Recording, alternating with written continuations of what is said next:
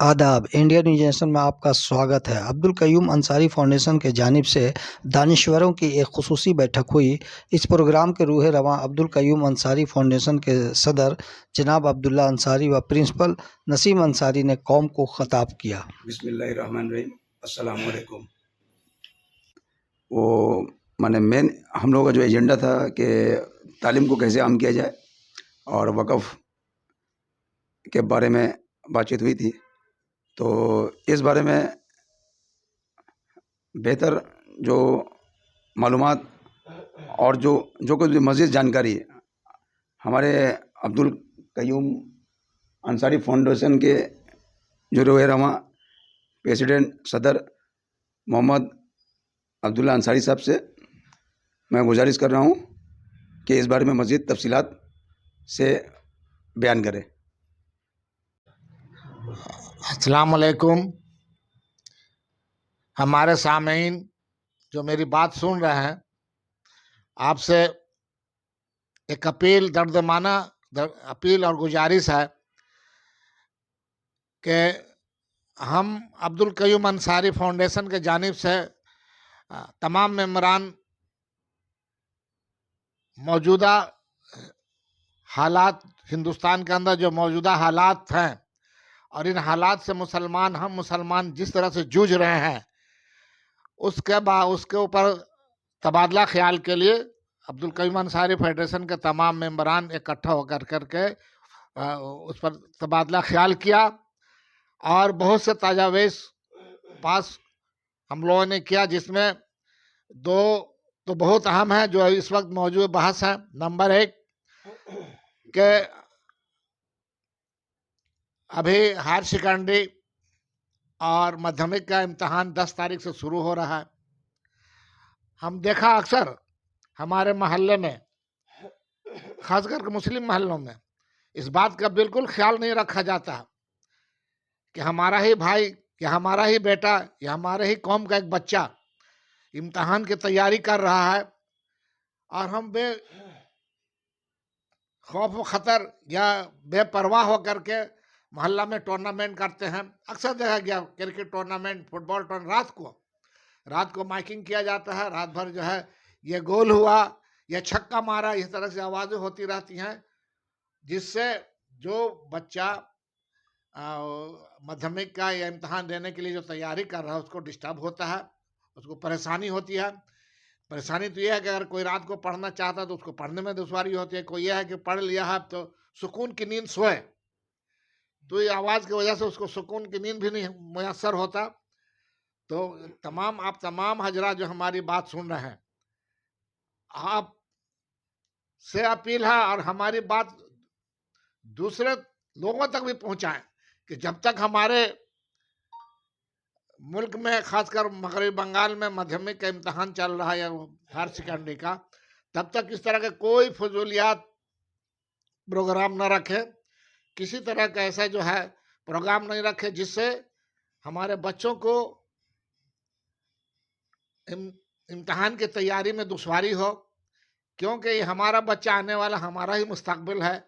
इसको संवारने, इसको आगे बढ़ाने की जिम्मेदारी बच्चा किसी का भी हो, हम कौम के नाते हमारी भी जिम्मेदारी बनती है कि हमारे कौम का कोई बच्चा अगर तैयारी कर रहा तो बेहतर से बेहतर तनाज के साथ जो है। दूसरी बात जो है जो बहुत अहम है, अभी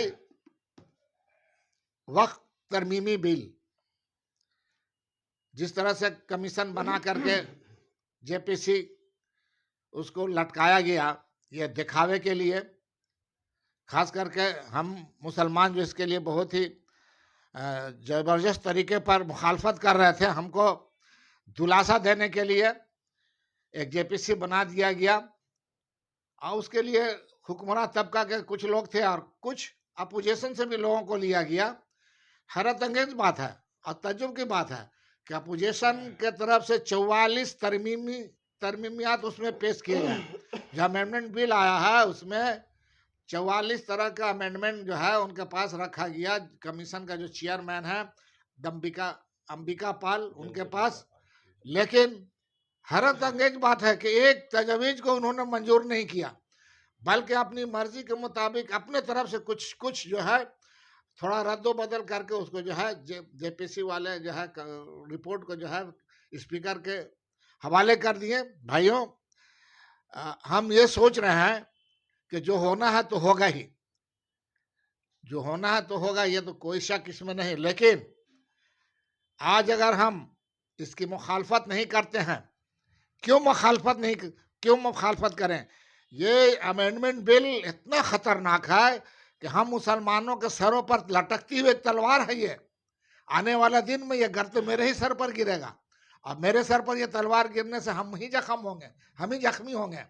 इसलिए भाइयों, हम मुकम्मल तौर पर इसकी मुखालफत करें। हम इस बात का मुजाहरा ना करें कि हम सोए हुए कौम है। एक जिंदा कौम की निशानी ये है कि अपने हकूक के लिए आगे बढ़े, कदम बढ़ाए और जद्दोजहद करे। हम अब्दुल कयूम अंसारी फाउंडेशन की तरफ से अपील करते हैं फिर कि हमारे जितने भी मिली अदारे हैं, हम देखते हैं इसके अंदर तालमेल नहीं है। भाइयों, मिली अदारों के जो सरबराह हैं, आपसे हाथ जोड़कर मैं गुजारिश करता हूं कि आप एक प्लेटफॉर्म पर आए, आप एक जगह बैठ करके सलाह मशवरा करें और एक मुनज्जम तरीके से जद्दोजहद शुरू करें। इसके बगैर हमारा कोई रास्ता नहीं है। हम जद्दोजहद नहीं करेंगे तो आने वाला दिन हमें बुज़दिल समझेगी, आने वाला दिन हमको बुज़दिलों की तरह समझा जाएगा। इसलिए अपनी जिंदा दिली का सबूत देने के लिए हम कदम आगे बढ़ाएं। इसमें तमाम मिली अदारे हमारे जो हैं, तमाम एक प्लेटफॉर्म पर आए। इंशाल्लाह जब हम मिलजुल करके, इत्तेहादी में तो सब कुछ है, हम मिलजुल करके जब कदम बढ़ाएंगे तो इंशाल्लाह कामयाबी भी हमें नसीब होगी। बस यही मैं अल्लाह की जात से उम्मीद करता हूँ। और आप तमाम लोगों से अब्दुल कयूम अंसारी फाउंडेशन का तरफ फिर अपील करता हूँ कि मैंने जो कुछ भी दो टॉपिक पर, दो मसलों पर जो बात मैंने की, वक्फ अमेंडमेंट बिल और इम्तिहान के ज़माने में बच्चों का इम्तिहान की तैयारी, उस पर आप तमाम हजरात संजीदगी से गौर करें। सिर्फ बंगाली में नहीं, पूरे हिंदुस्तान के पैमाने पर हमारे महलों का यही हाल है। इसलिए हमें अमली कदम उठाने की ज़रूरत है और हम समझते हैं कि इसमें आप लोग भरपूर तामुन करेंगे। अब्दुल कयूम अंसारी इंशाल्लाह, अब्दुल कयूम अंसारी फाउंडेशन इंशाल्लाह आपके साना से साना मिला करके आपके साथ होगी। आज का प्रोग्राम को जानकारी देंगे। बिस्मिल्लाहिर्रहमानिर्रहीम। हम लोगों की अब्दुल कयूम अंसारी फाउंडेशन की जानिब से एक नशिस्त रखी गई थी। तमाम मेंबरान की मौजूदगी में हम लोगों ने 3 बातों पर संजीदगी से गौर किया और गौर करने के बाद इस नतीजे पे पहुँचे कि ये बात सिर्फ़ आवाम तक नहीं बल्कि हर घर तक पहुँचनी चाहिए जहाँ पे बच्चे तालीम हासिल करें। कोई ऐसा घर नहीं होगा जहाँ के बच्चे तालीम हासिल नहीं करें, चाहे वो अंग्रेज़ी मीडियम हो, बांग्ला मीडियम हो, हिंदी मीडियम हो, उर्दू मीडियम हो। लेकिन ख़ासकर उर्दू मीडियम या मुस्लिम मोहल्लों के लिए, मुस्लिम आवाम के लिए ये गुजारिश हम लोगों की है। जैसा कि अभी हमारे फाउंडेशन के सदर अब्दुल्ला अंसारी साहब ने बहुत संजीदगी से, बहुत कायदे से आप तक बात पहुंचाने की कोशिश की है। हाँ, कोशिश करने वालों की कभी हार नहीं होती। जैसे जुम्मे का खुतबा इसीलिए रखा गया कि आवाम तक अपनी बात पहुंचाई जाए। अल्लाह के रसूल ने जुम्मे के खुतबा से या मस्जिद से ही हर छोटा बड़ा काम जितना में दुनिया में बात रखी गई है हम लोगों के लिए, इंसान अवामुन्नास के लिए, उसकी बेहतरी के लिए, तो सबसे बेहतर प्लेटफॉर्म है हम लोगों के लिए मस्जिद का मेंबर, जहाँ से इमाम अपनी बात को रखते हैं।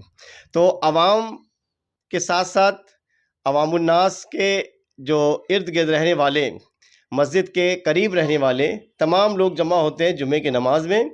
तो तमाम मस्जिद कमेटीज़ के अरकान से, इमाम मस्जिद से हम लोगों की गुजारिश है कि आप अपने खुतबे में आवाम के साथ जब मुखातिब होते हैं जुम्मा में, जो बात रखते हैं आप रखें, दीन की बात, शरीयत की बात, साथ साथ आखिरी वक्त में तालीम से जुड़ी हुई बात को रखें कि आवाम के लिए, हम लोगों के लिए ख़ासकर जो मुल्क के हालात है उसमें तालीम कितना मानी रखता है। क्योंकि हम लोग अगर कुछ बेहतर कर सकते हैं तो वो तालीम के ज़रिया से ही बेहतर कर सकते हैं। अगर एक बच्चे के अंदर कलम की ताकत आ जाए तो उससे बड़ी बात कुछ नहीं हो सकती।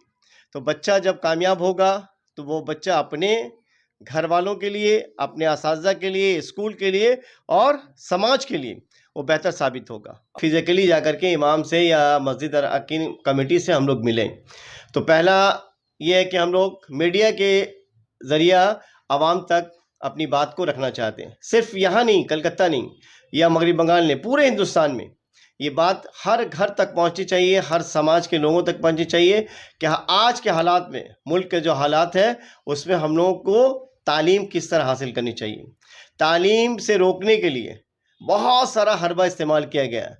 आज़ादी के बाद से ये सिलसिला चल रहा है और आज भी हम लोग देख रहे हैं ये जो खलफसार या समाज में एक बिगाड़ या जहन में नफ़रत जो पैदा की जा रही है, इसके पीछे एक ही है कि हम लोगों को तालीम से किस तरह रोका जाए।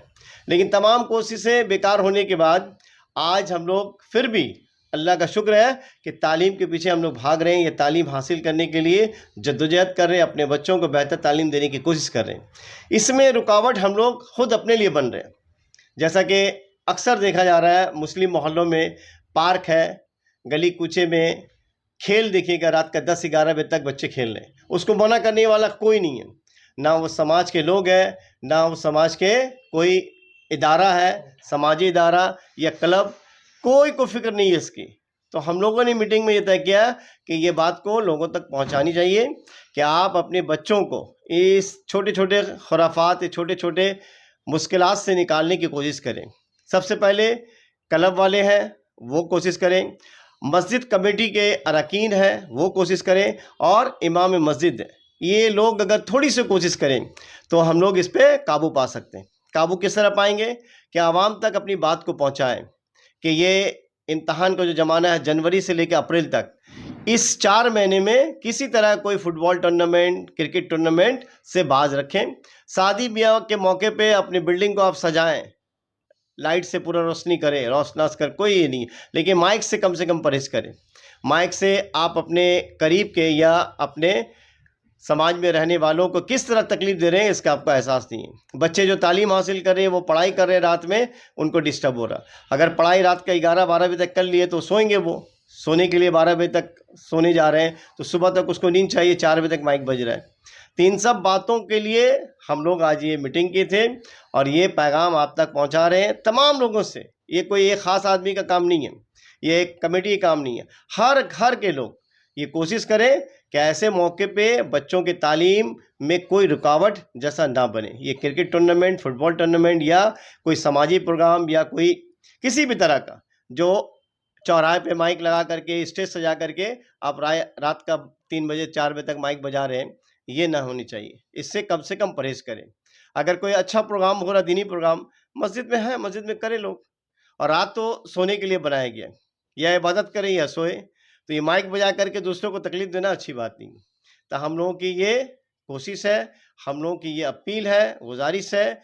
अब्दुल कय्यूम अंसारी फाउंडेशन तमाम लोग, सदर सेक्रेटरी नहीं बल्कि तमाम मेंबरान की कोशिश है कि आप अपने इलाके में पुरसुकून माहौल बनाएं ताकि बच्चों के पढ़ने लिखने में कोई दुश्वारी ना आए। और एक गुजारिश गार्जियन हजरात से है, अक्सर देखा गया है कि इम्तहान के दिनों में गार्जियन अपने बच्चों को लेके जाते हैं, सेंटर छोड़ देते हैं, लेकिन फिर छुट्टी के टाइम आते हैं ले करके कि वापस जाएंगे। लेकिन और दूसरे कौमों को देखिए, वो माँ बाप अगर कोशिश करता है कि माँ बाप दोनों साथ रहें और पूरा इम्तहान चलने तक, छुट्टी होने तक उन लोग सेंटर के बाहर रहते हैं।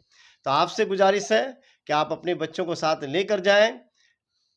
4 से 5 दिन या 6 दिन या 7 दिन, बहुत ज़्यादा 8 पेपर 8 दिन आपको नागा करना होगा।